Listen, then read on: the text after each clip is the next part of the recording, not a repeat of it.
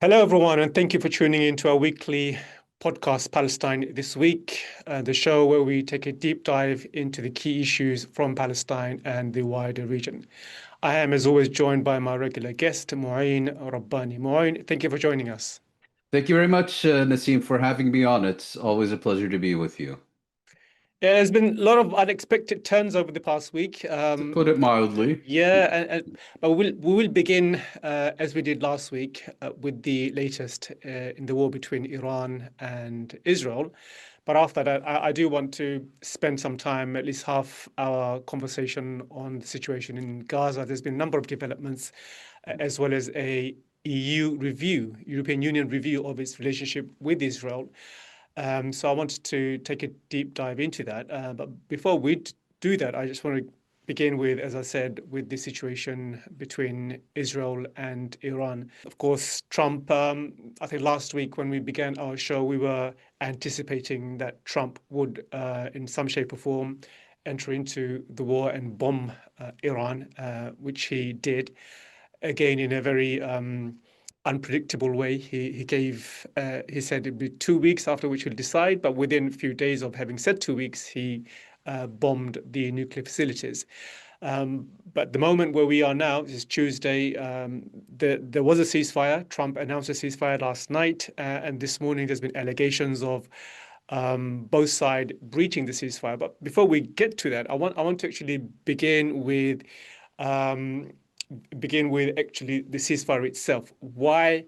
Um, why did Trump, or why did all the parties, Iran and Israel, what were their main motivations for why they agreed to a ceasefire requested by Trump? Mm. Yeah, that's the key issue here, I think, and will help us determine the path moving forward.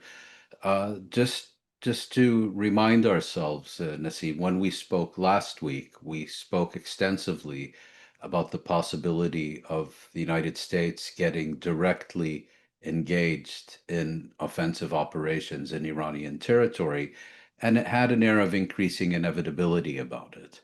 And over the weekend, the United States launched air raids into Iran that targeted three nuclear Iranian installations. And I think from the nature of these attacks, in other words, well, besides being clearly illegal and unprovoked, they were very focused on Iranian nuclear installations rather than being a broader and wider campaign, as I think the Israelis very much would have liked to see, to seek to weaken and degrade Iran's military and governmental capacity in order to set the stage for regime change.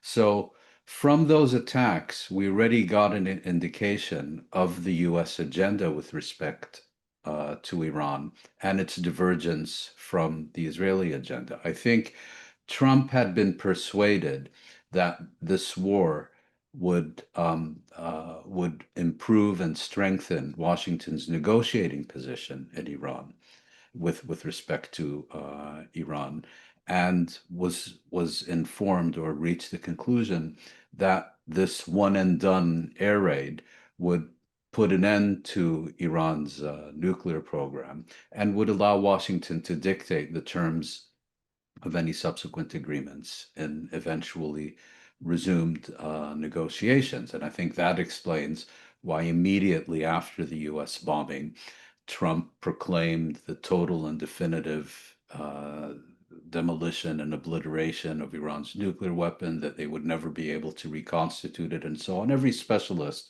who looked at this basically said it was a false and empty claim.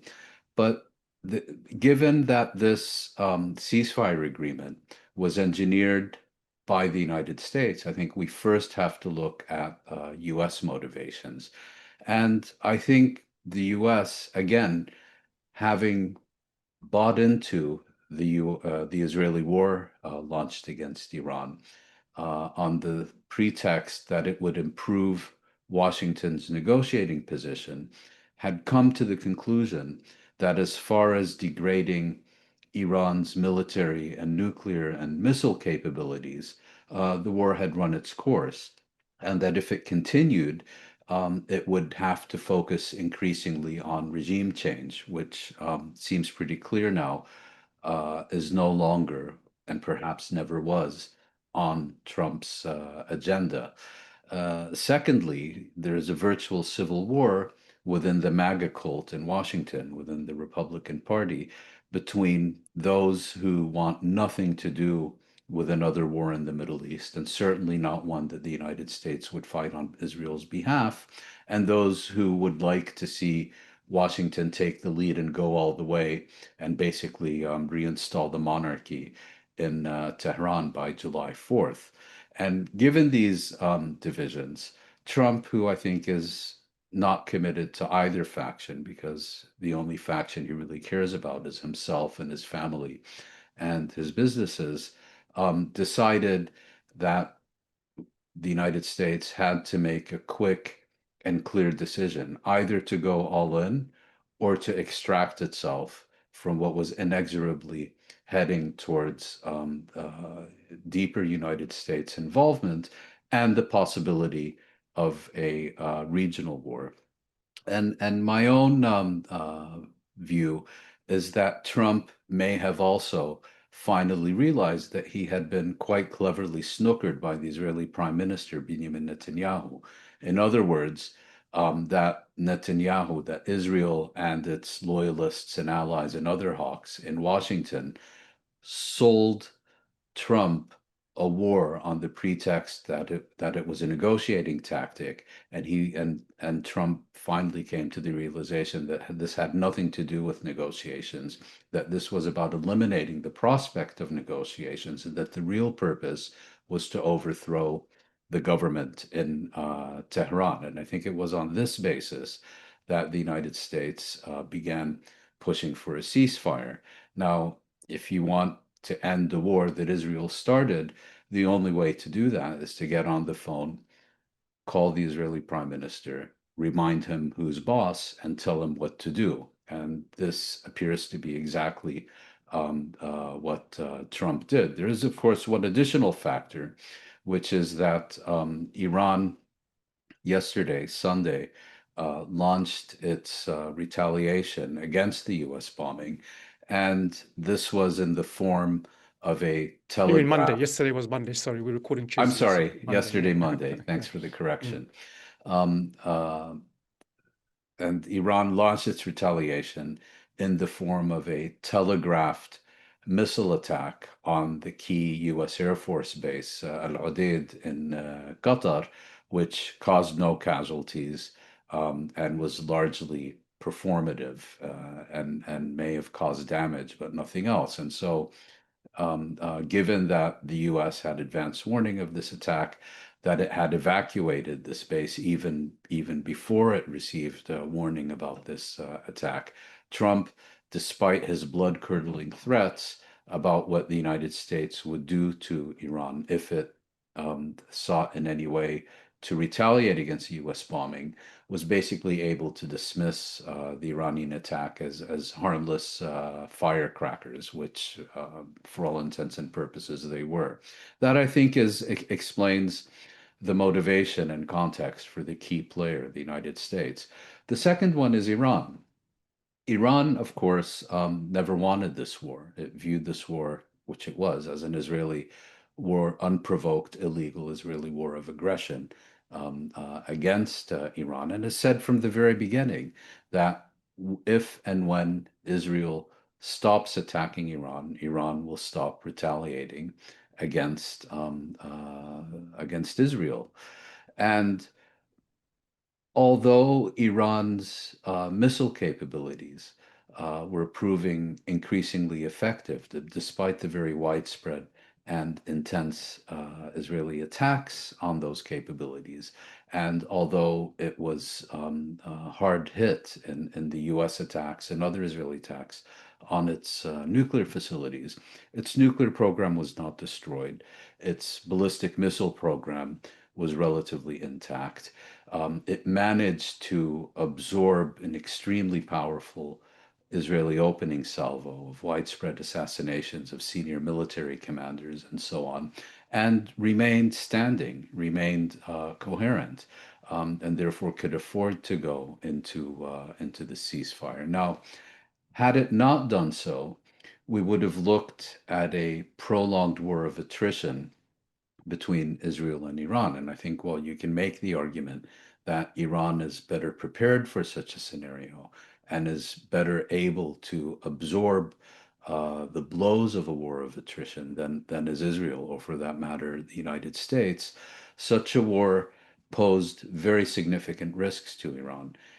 It would mean increasing and increasingly intense Israeli attacks on Iran.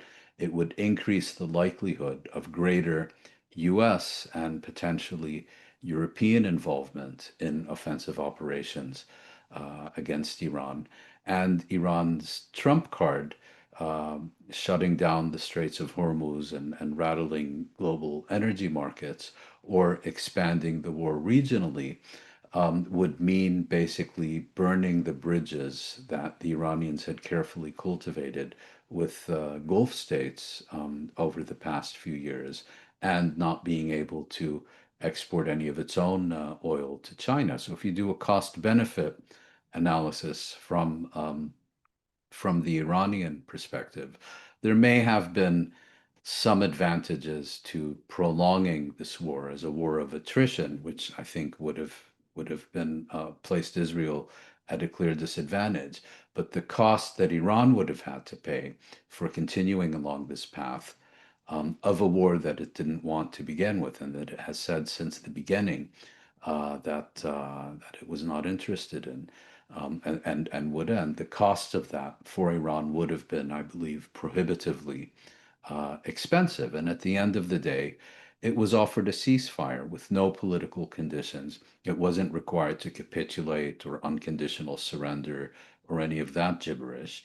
And it had demonstrated its deterrent capability to hit back at every Israeli attack on Iranian soil. So the question mark is over Israel. Israel had demonstrated its deep penetration of the Iranian state and society and military establishment through these assassinations and so on. It had caused significant and, in some respects, severe damage to Iran, but it had not achieved a single one of its military objectives. And just to recall what these were, the destruction of Iran's nuclear program, the destruction of Iran's nuclear ballistic missile capabilities, um, compelling Iran to sever its relationships with its coalition partners throughout the region in what is known as the axis of resistance. And of course, last but most importantly, effectuating regime change in Iran. None of those were met. Um, Israel was sustaining unprecedented damage to its home front as a result of these Iranian ballistic missile attacks. And just as importantly, Israel's anti missile defenses were increasingly ineffective. Its defenses were not only getting degraded, but also depleted. But nevertheless, the tenor among Israeli leaders was very much one of continuing until they had assassinated Iran's supreme leader Khamenei, and until they had fomented a mass popular uprising against the Islamic Republic in Iran, basically until they had achieved the removal of the Iranian regime. And it was in this context, the proverbial phone call from Washington to the Israeli leader saying basically, you're going to stop. You're not going to achieve your objectives if you continue. And not only that, we're not going to let you continue to try to reach your unattainable objectives because we have more important fish to fry. And I think it's in that context that the Qataris were able to mediate with the Iranians and the Israelis, and the Americans were able to get the Israelis to accept the proposal for a ceasefire. Now, if I could just make one more point, the Iranians did not formally accept a ceasefire agreement with Israel. And I think this is because they reject entering into any agreement, any formal agreement with Israel. Rather, the Iranians indicated that if Israel ceases military attacks against Iran, then Iran will reciprocate by no longer firing at Israeli territory. Now, this may sound like an agreement to you and me, but formally, they have not accepted any agreement to which both Israel and Iran are a party. Before I ask you about who won this round, it seems to be, well, from what you're saying, that Iran has won this round because Israel has not met its key objectives.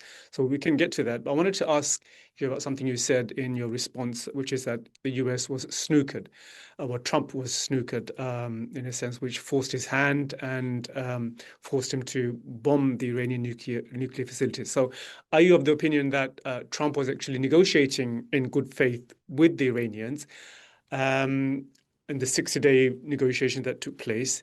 But then something happened which persuaded, or Netanyahu persuaded or forced Trump's hand by, without informing Trump, bombing Iran. And then again, in this case, uh, Netanyahu persuaded Trump to, I guess Trump requested 2 weeks, didn't he? And even after declaring that he will take 2 weeks to make an announcement, something happened behind the scene and he was persuaded to strike Iranian nuclear facilities. Seems that behind the scene, Trump was not really willing, but something was happening which applied pressure on him and persuade him to always go along with the Israeli line. And bear in mind also that the American position has always been that Iran cannot use nuclear material for weaponization, but they can enrich uranium up to 3%. The American line is at 3% no weaponization, but the Israeli line is at no uranium whatsoever. So again, Trump went with the Israeli line, and I think if you've been led by the Israelis in the way Trump has been, and then Trump issues a ceasefire declaration, and Israel breaks that ceasefire declaration.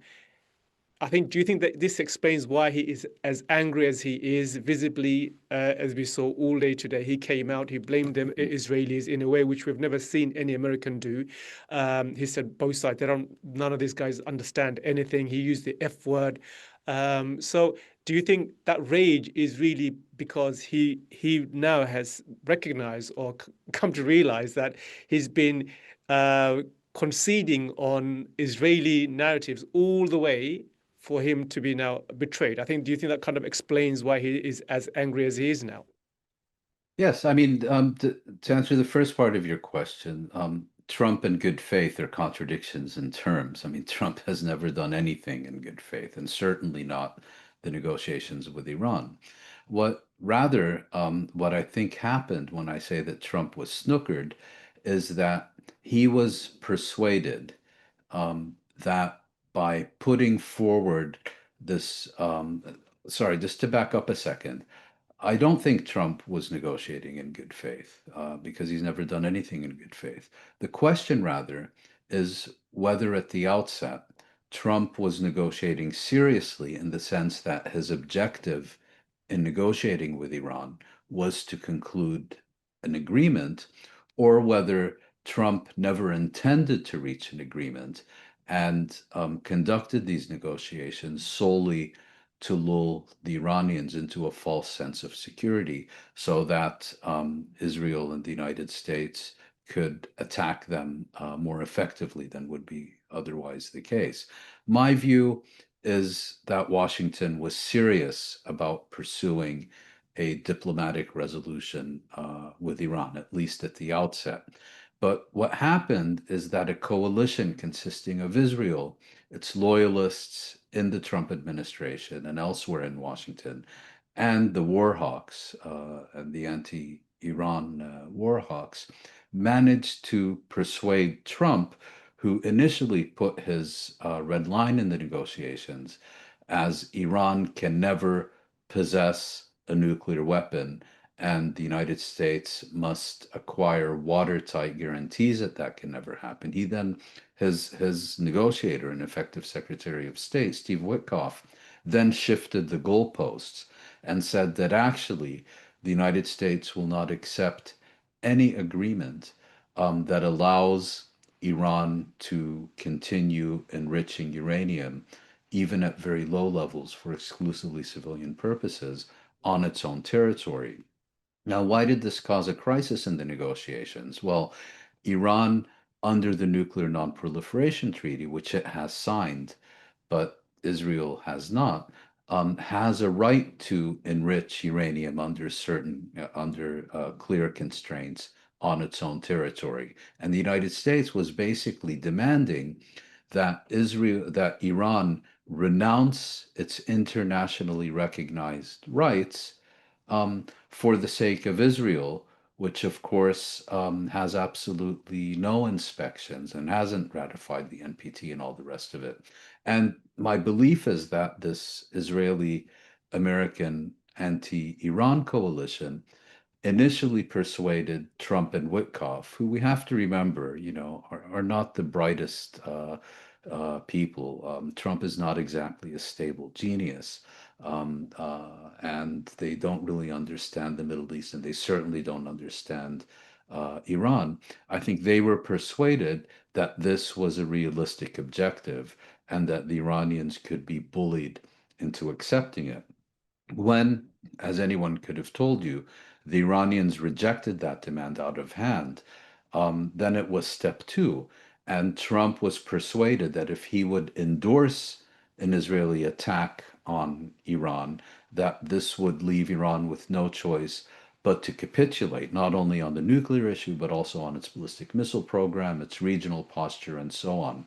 And it was at that point that I think negotiations were no longer serious, and the United States pretended to be still conducting the negotiations as an act of subterfuge to lull the Iranians into a false sense of security and allow Israel to attack more effectively.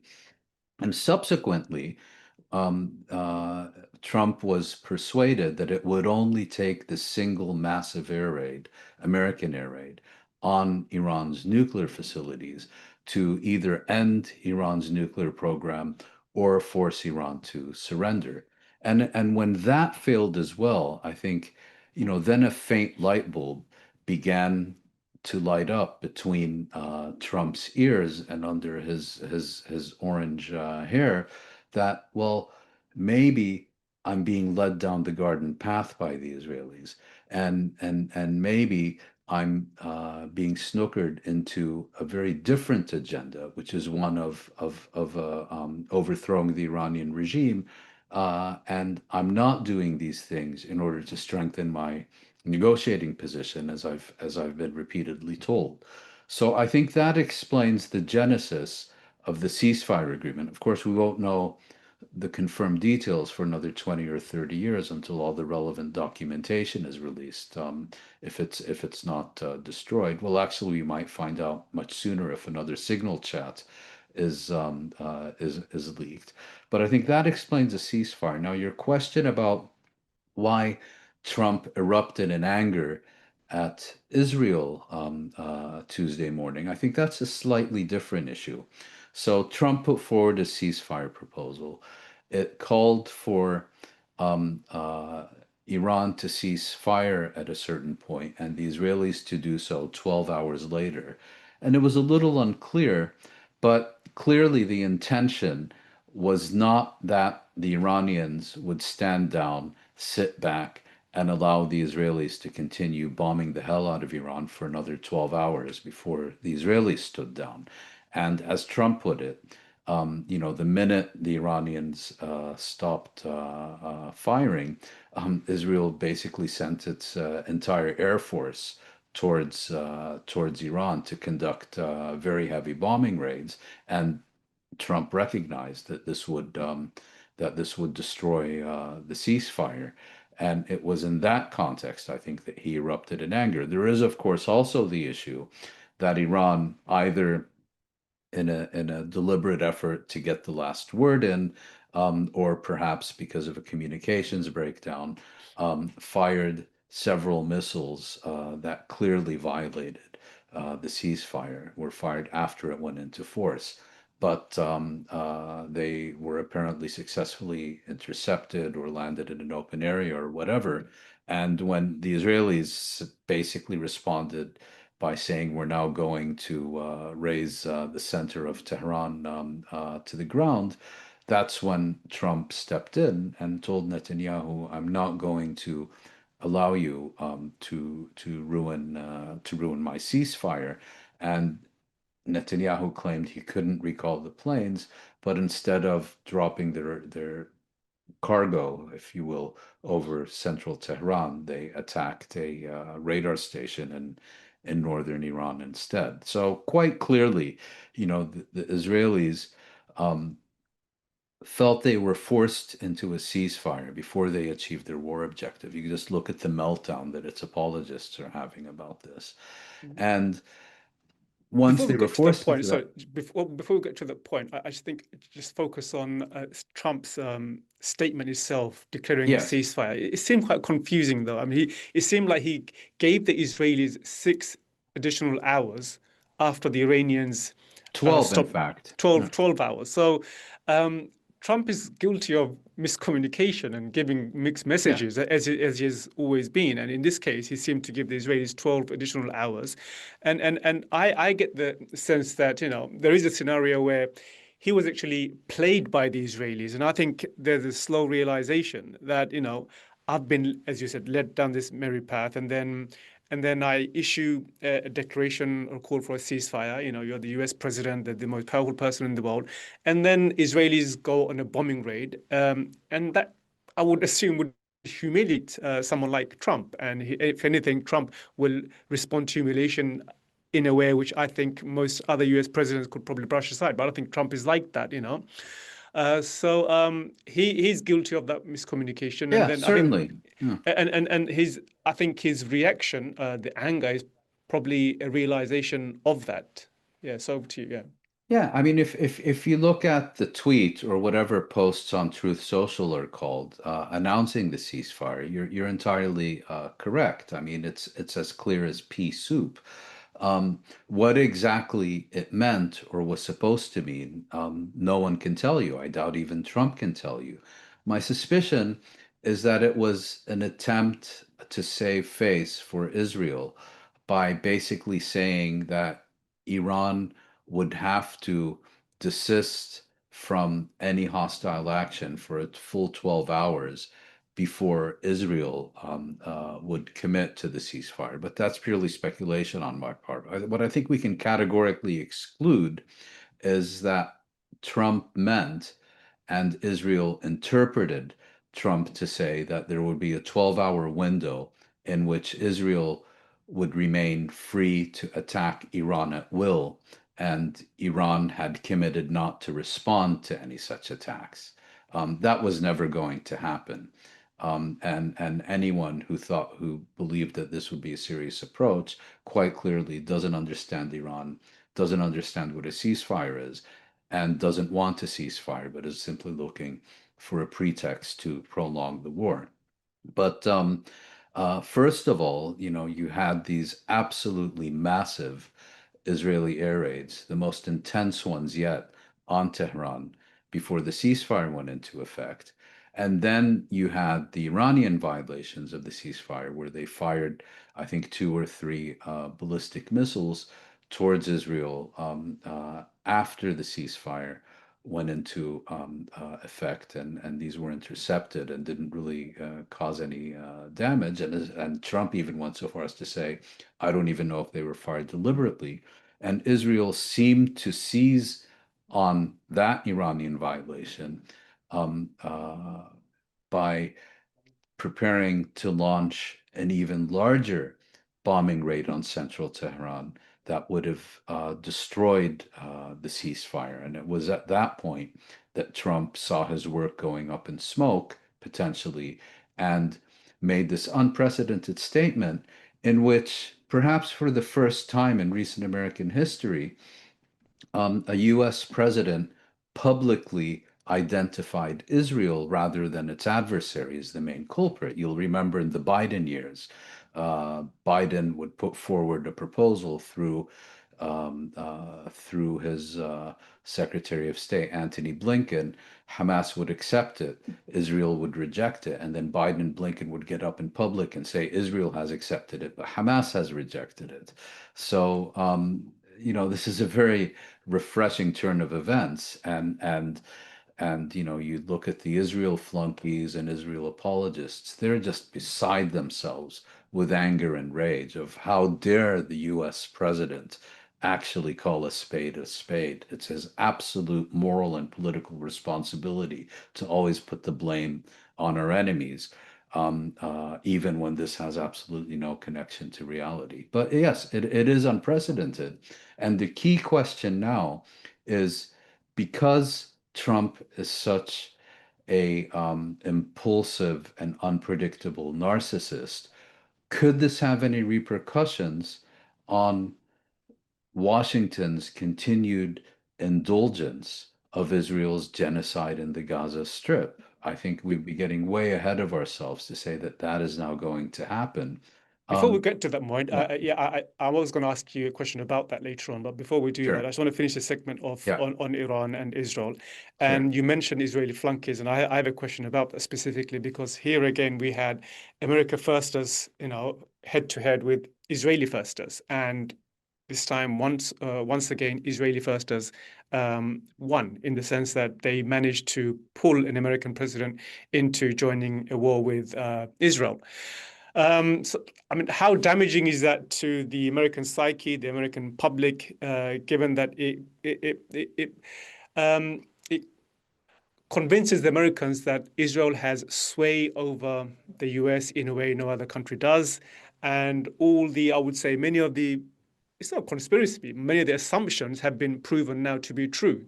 So what does that do for the Israeli firsters? Because here again, as I said, there was a head-to-head battle Mhm. between the two, and the American firsters appear to have lost, and the Israeli firsters won. Well, it's a very good question, and I would answer that in two parts. The first part, to point out that Trump has transformed the Republican Party into a personality cult. And so, regardless of what people may think about any of Trump's policies, given that he's also an exceptionally accomplished demagogue, I don't think anyone at the end of the day can challenge him. And we saw that, in the run-up to the U.S. Bombing of Iran, where you had many on the right, certainly more actively than among the Democratic Party leadership, where Schumer's main contribution was to denounce Trump as a chicken for not bombing Iran. But all these voices of dissent within the American right, like Tucker Carlson and others, were basically dismissed out of hand. And then Trump made an object lesson out of his director of national intelligence, Tulsi Gabbard, who had been an outspoken opponent of this war and U.S. participation in it. But once she was warned, within 17 minutes, came out with a statement that Iran was going to possess a nuclear arsenal by the time she left the podium. And so that, when you're dealing with a personality cult, particularly one led by an effective demagogue, the house always wins, so to speak. But having said that, Americans, and particularly those in the MAGA cult, have now had an object lesson in learning how Israel managed to successfully drag the United States into a war of Israel rather than Washington's choosing. And just as importantly, particularly because many of them genuinely believe or subscribe to all these conspiracy theories, that Washington is run by AIPAC and the Israel lobby and so on, they have now also been given an object lesson that Israel is not this omnipotent, omniscient entity that can never be successfully challenged, but that they now have a very clear demonstration that all it takes is a phone call from the US president to the Israeli prime minister, and Israel will do exactly as it's told. So that I think is very valuable moving forward as well.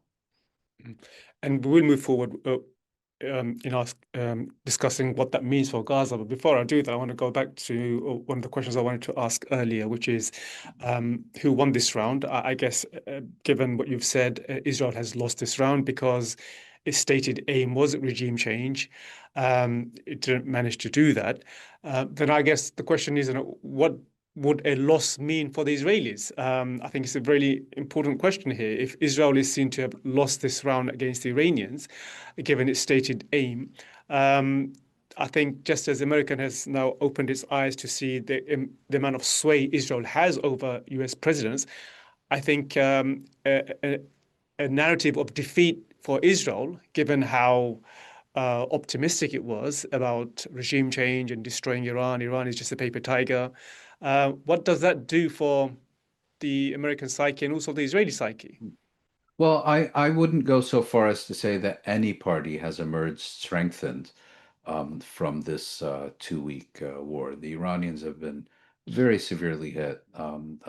They were unable to, for example, get the Russians or the Chinese to replenish their air defenses during the war and so on.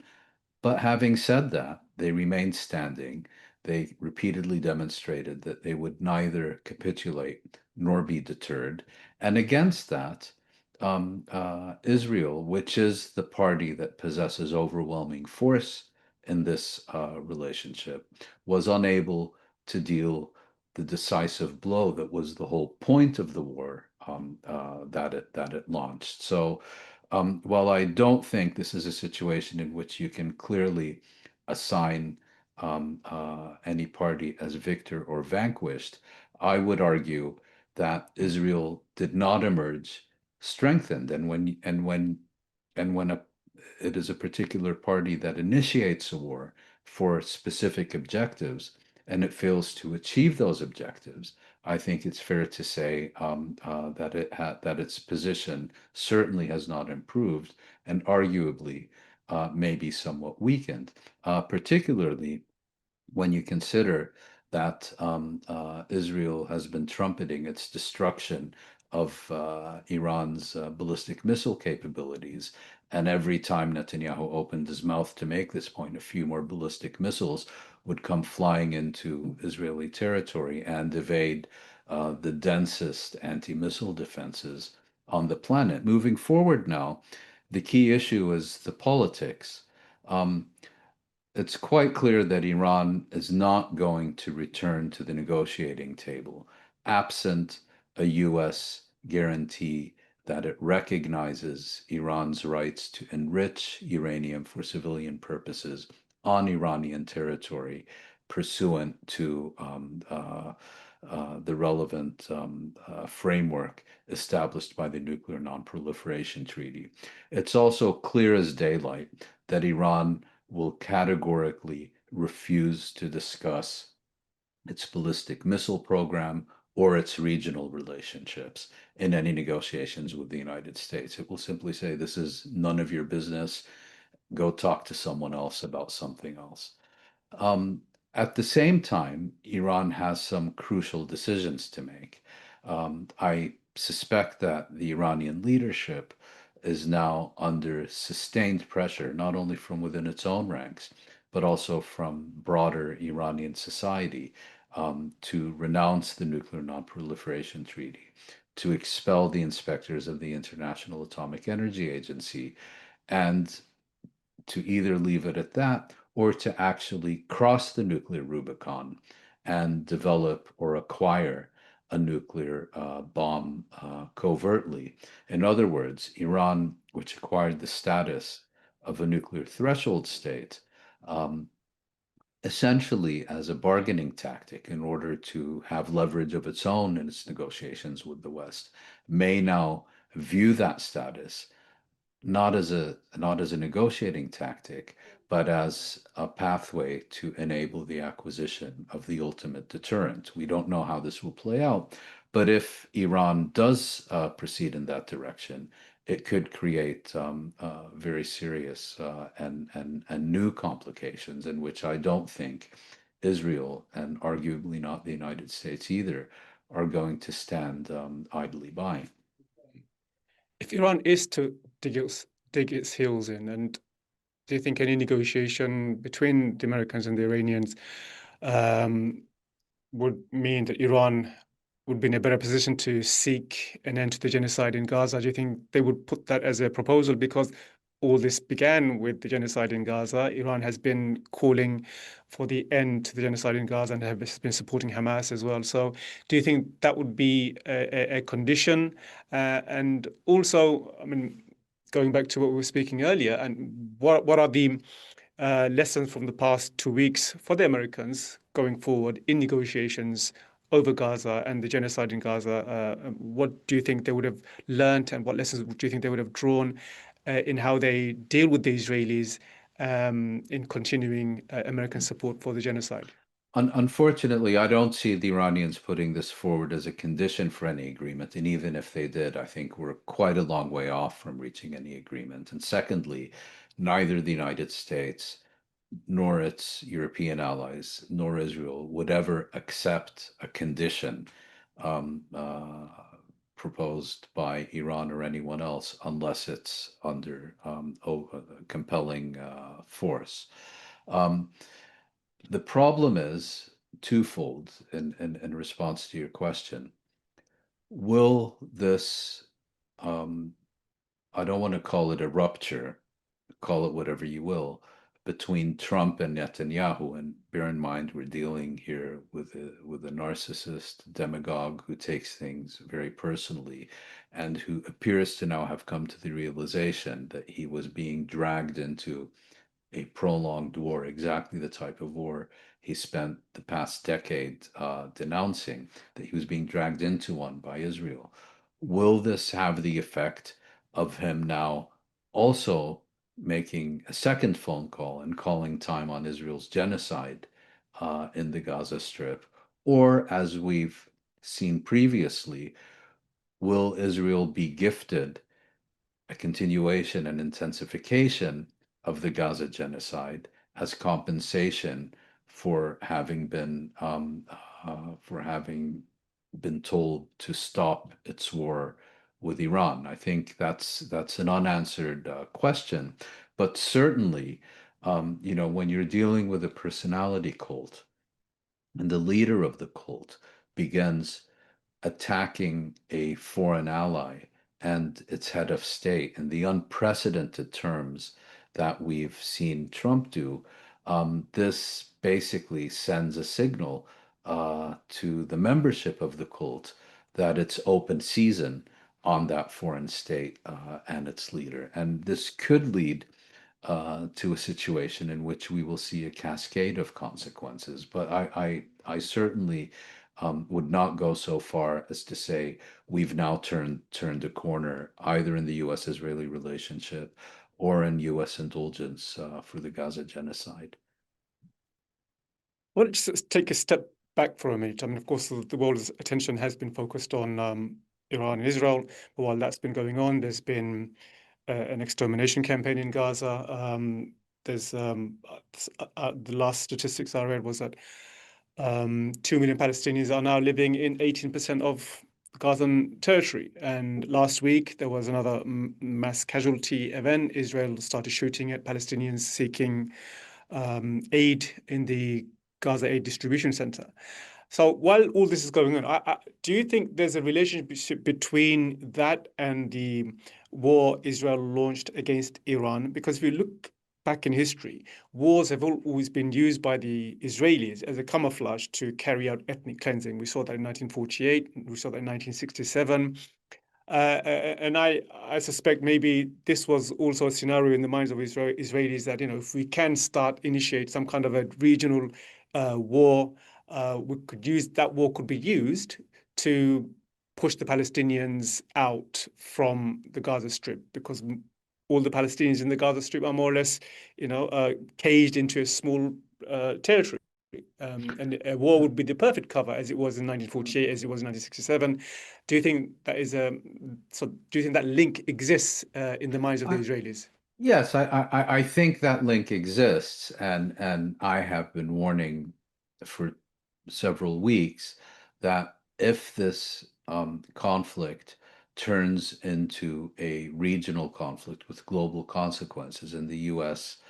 Becomes intensively involved in it, then you have a situation where Israel could feel empowered, enabled, capable of mass expulsions of Palestinians, not only from the Gaza Strip but also from the West Bank, and potentially including Palestinian citizens of Israel as well. I suspect that scenario has now been avoided, but I don't think that Gaza was the motivation for Israel to launch its war on Iran. I think Israel's primary motivation was an effort to perpetuate its monopoly on the possession of nuclear weapons in the Middle East, and secondarily, to go after what it views as the head of the snake, Tehran, the head of the octopus, as the Israelis put it, in order to fundamentally reconfigure the strategic equation in the Middle East.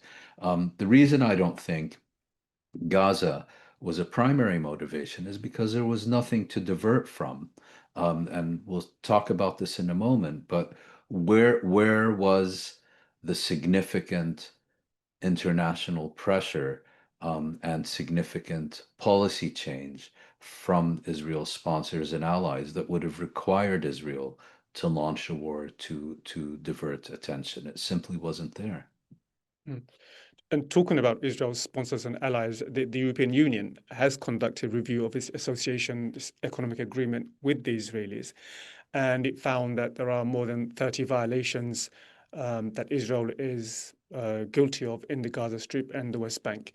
I guess you can provide us some details of that, but more importantly, I think given that they've all admitted and or recognized that there are 30 plus violations in their own agreement, do you think the EU will change its tact, its position on Israel? No. At the moment, it doesn't seem like that will be the No, case. never, never, never. The European Union will declare war on itself. It will invade Germany before it takes any significant policy measures against Israel. Absolutely out of the question. Don't even consider it. Look, this review deals with assessing whether or not Israel is violating its fundamental human rights obligation pursuant to its association agreement um, uh, with uh, with the European Union. In other words, over the past 25 years of apartheid, over the past 25 years of killing children with increasing frequency in the occupied territories, over the past 25 years of consistent and accelerated settlement expansion, over the past 25 years of systematic torture of Palestinians in Israeli prisons, over the past 25 years of an Israeli judiciary that is completely stacked against the Palestinians. During those past 25 years, the European Union has still not been able to determine whether or not Israel is violating its human rights obligations pursuant to this association agreement. In other words, the European Union will never reach such a determination. And I should have added, and during the past 2 years of live stream genocide, Brussels haven't been able to figure out, is this something we should be concerned about or is it not? Now, under pressure from European public opinion and several EU member governments, the EU has not taken any measures against Israel, but rather has launched a review because Brussels still doesn't know whether genocide is a good or maybe not good thing. It might not be good, but it probably is. On that basis, Brussels has decided what is really needed is a review so that the European Union can can have a basis on which to assess whether apartheid is good or bad, whether genocide is good or bad, whether raping prisoners to death in the Israeli gulag is good or bad.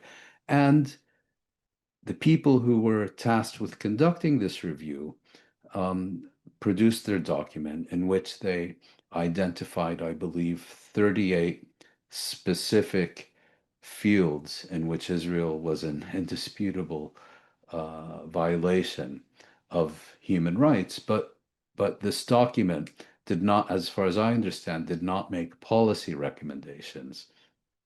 Um, and it basically just provided a laundry list of all of Israel's violations.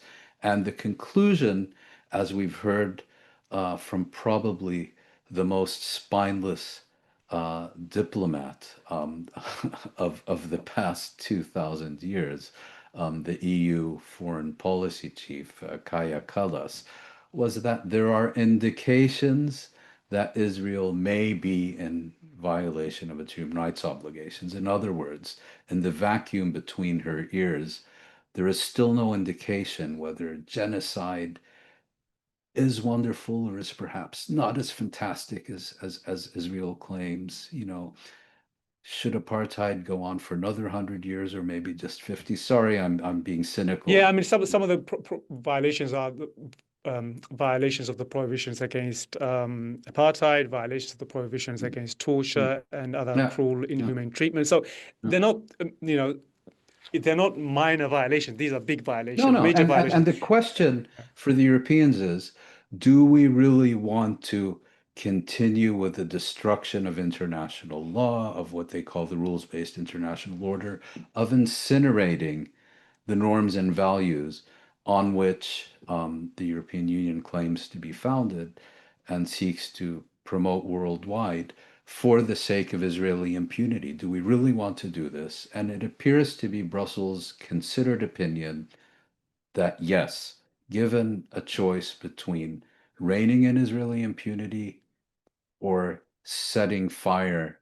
to the international order and international law and international legal institutions and so on, they've made a clear choice. Israeli impunity comes first. And Kallas, of course, said that faced with this review, we're going to take the absolutely unprecedented, drastic step of entering into discussion with the Israelis. Yeah, that's the last I read about that. But another interesting story. I mean, it's quite funny how this story hasn't gained more traction, given how much the Americans have been politicized US aid. US aid, as you know, what's his name? Musk came in and he set up this department of efficiency and targeted US aid and the amount of funding Americans were giving to charities all over the world. Now it turns out the US aid is being used or diverted into funding the disastrous Gaza humanitarian foundation run by a bunch of mercenaries and Israelis. And I wonder what the MAGA crowd would make of such a revelation. I mean, this is not money going to the UN or any recognized charity. This is money going to an entity that's Mm, mm, basically playing a major role in the genocide and the mm. cleansing of Yeah. Palestinians. Yeah, well, I find it entirely appropriate, or not appropriate, but it's entirely unsurprising that the US would repurpose development funds to promote genocide. I mean, how can we be surprised by that? And I suspect that there are many in the MAGA cult who will not take a liking to this, if only because they don't feel any U.S. taxpayers' funds should be spent outside the borders of the United States. And while this is a significant issue, I haven't seen it gain any traction in the U.S. for the simple reason that it hasn't really received widespread publicity. And I suspect the vast majority of people are not even aware of this. And as far as they are concerned, the U.S. Agency for International Development, USAID, was destroyed by Musk on Trump's behalf and no longer exists, and that's really all they know.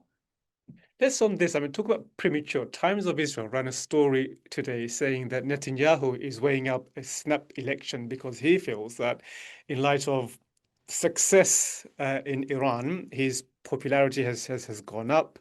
So talk about living in a bubble. So, I mean, it sounds extraordinary. I mean, Netanyahu's popularity gone up, and the idea of a snap election, that is really premature. I mean, what's your thoughts on that? Do you think that could happen?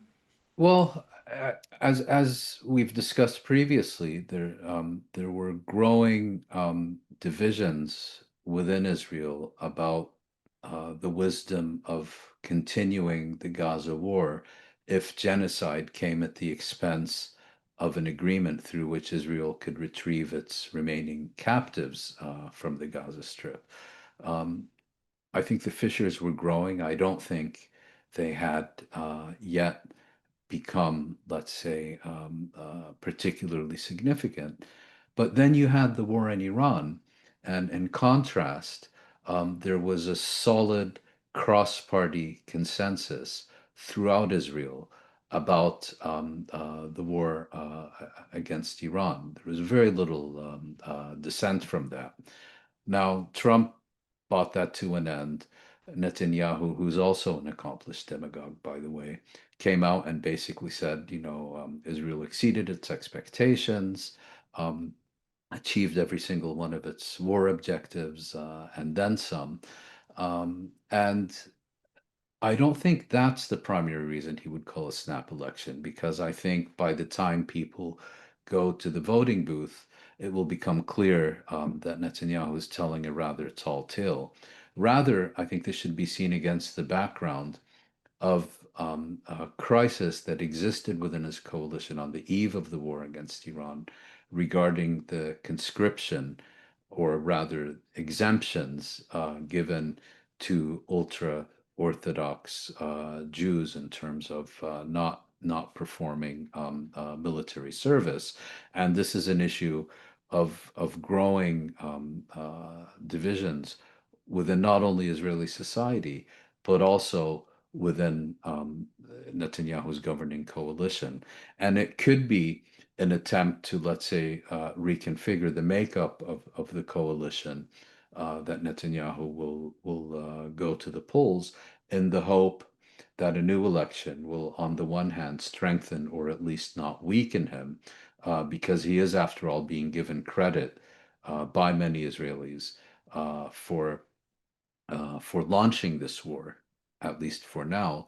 But at the same time, he may also be hoping that it would weaken these ultra Orthodox political parties, which have been so crucial to his governing coalition. We must end it there, Moin. Moin, it's been a pleasure talking to you as always. Thank you for Thank you. tuning in and listening to our weekly review show, Palestine This Week, with me, Nasim Ahmed, and my regular guest, Mouin Rabbani. Hope to see you again next week. Thank you for joining us. Bye bye.